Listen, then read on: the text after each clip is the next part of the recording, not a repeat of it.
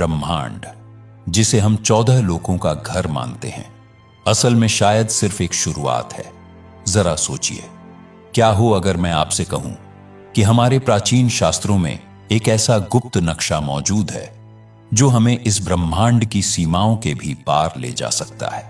एक ऐसे दिव्य धाम का रास्ता जहां दुख, बीमारी, बुढ़ापा और यहां तक कि मृत्यु का भी कोई नामो निशान नहीं है।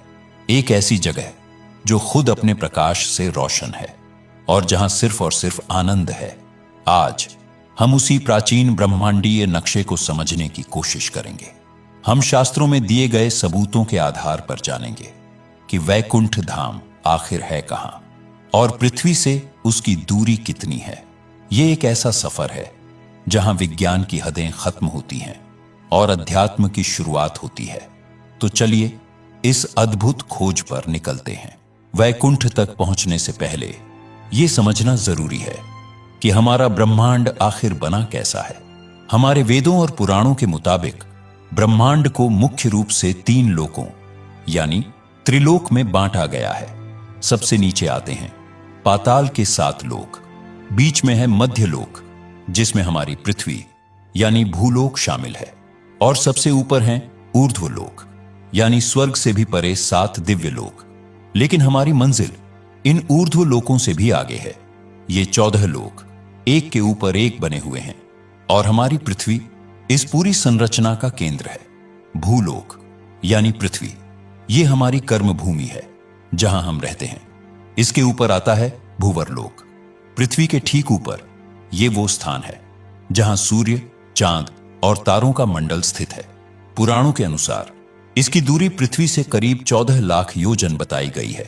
भूवरलोक से भी ऊपर है स्वर्गलोक, देवताओं के राजा इंद्र का राज्य। ये वो जगह है जहां अच्छे कर्मों का फल मिलता है, लेकिन यह भी हमेशा के लिए नहीं है। इसकी दूरी भूवरलोक से लगभग 1 करोड़ योजन बताई गई है, लेकिन स्वर्ग के आगे का सफर और भी ज्यादा रहस्यमयी हो जाता है। इसके ऊपर हैं महर्षियों और सिद्ध पुरुषों के लोक, महरलोक, जहां सप्तर्षि जैसे महान अर्षि प्रलय के समय शरण लेते हैं। जनलोक, जहां ब्रह्मदेव के मानस पुत्र निवास करते हैं। तपोलोक, जहां वो महान तपस्वी रहते हैं जिन्होंने सब कुछ त्याग दिया है। और सबसे ऊपर है सत्यलोक या ब्रह्मलोक। यह हमारे भौतिक ब्रह्मांड का सबसे ऊंचा लोक है। यह बाकी सभी लोकों से करीब 12 करोड़ योजन ऊपर स्थित है, जो लगभग 1 अरब 47 करोड़ किलोमीटर की दूरी बनती है। यहीं पर निवास है सृष्टि के रचयिता भगवान ब्रह्मा का, और यहीं सत्यलोक पर आकर हमारे इस भौतिक ब्रह्मांड की सीमा खत्म हो जाती है और यहीं से एक ऐसे आयाम की शुरुआत होती है जिसकी हम कल्पना भी नहीं कर सकते। शास्त्रों के अनुसार हमारा ब्रह्मांड और इसके जैसे करोड़ों अरबों ब्रह्मांड भगवान विष्णु की कुल शक्ति का सिर्फ 1/4 हिस्सा है। इसे कहा जाता है एकपाद विभूति, सत्यलोक के पार। इसी एकपाद विभूति की सीमा पर एक रहस्यमयी नदी बहती है जिसका नाम है विरजा। ये कोई साधारण नदी नहीं है। पुराण कहते हैं कि यह वेदांग के पसीने से बनी है, लेकिन विरजा नदी सिर्फ एक नदी नहीं, ये एक सीमा है। भौतिक दुनिया यानी एकपाद विभूति और आध्यात्मिक दुनिया यानी त्रिपाद विभूति के बीच की सीमा। ये वो स्थान है जहां पहुंचकर आत्मा अपने भौतिक शरीर का आखिरी अंश भी त्याग देती है। जब कोई आत्मा अपने सभी कर्मों और बंधनों से मुक्त होकर यहां पहुंचती है तो वो इसी विरजा नदी में डुबकी लगाती है, और जैसे ही वो ऐसा करती है उसके सारे सांसारिक गुण समाप्त हो जाते हैं और वो आत्मा आध्यात्मिक जगत में प्रवेश करने के योग्य बन जाती है।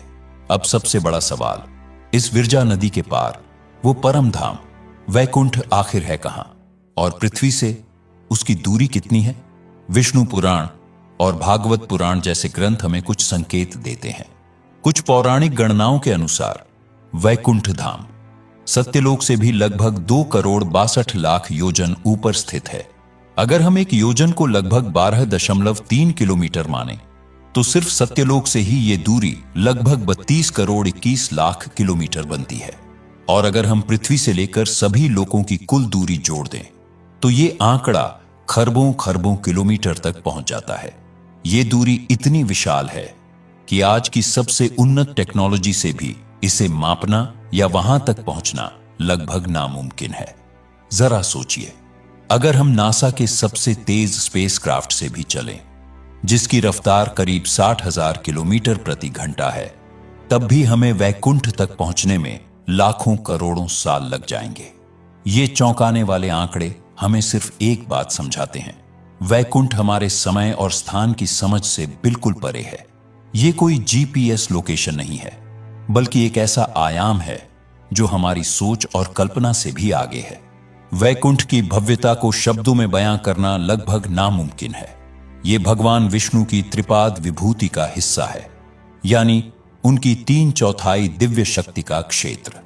इसका अर्थ यह है कि हमारा पूरा भौतिक ब्रह्मांड जितना विशाल है, वैकुंठ उससे भी कम से कम 3 गुना अधिक विशाल और दिव्य है। श्रीमद् भगवद गीता में भगवान कृष्ण स्वयं कहते हैं, न तद्भास्यते सूर्यो न शशांको न पावका यद्गत्वा न निवृत्तन्ते तद्धाम परमम मम। अर्थात मेरे उस परम धाम को न सूर्य प्रकाशित करता है, न चांद और न ही अग्नि। जहां पहुंचकर कोई वापस नहीं लौटता, वही मेरा परम धाम है।